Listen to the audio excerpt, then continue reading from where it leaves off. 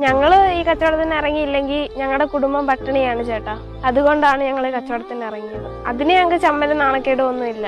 അഭിമാനത്തോടെ ഞങ്ങൾ ചെയ്യും. വീട്ടിലെ ബുദ്ധിമുട്ട് കാരണം ജീവിക്കാനായി തെരുവിൽ പലഹാര കച്ചവടം ചെയ്യുന്ന ഒരു അനുജനും അനുജത്തിയുമാണിത്. ഇവര് ഉള്ളതുകൊണ്ട് നമ്മളിപ്പം ഇങ്ങനെ ജീവിച്ചു പോകുന്നത്. നമുക്ക് വേറെ വരുമാനമൊന്നും ഇല്ല. കൂലിപ്പണി ചെയ്തായാലും ജീവിക്കായിരുന്നു, പക്ഷെ അത് പറ്റാത്ത അവസ്ഥയാണ്. അതുകൊണ്ടാണ് ഇങ്ങനെയൊക്കെ. കൂട്ടുകാരൊക്കെ വന്ന സാധനമൊക്കെ മേടിക്കുമ്പോൾ എനിക്ക് ആദ്യമേക്ക് ഒരു ചമ്മലുണ്ടായിരുന്നു. ഞാൻ മുഖമൊക്കെ മാറ്റി വെക്കുമായിരുന്നു. പിന്നെ വന്ന സാധനമൊക്കെ മേടിക്കുമ്പോൾ അപ്പൊ എനിക്കൊരു സന്തോഷം, അവര് സപ്പോർട്ടാണ്, ഇതേപോലെ ചെയ്യണമെന്ന്. സത്യം പറഞ്ഞാൽ പറയാൻ വാക്കുകളില്ല കേട്ടോ.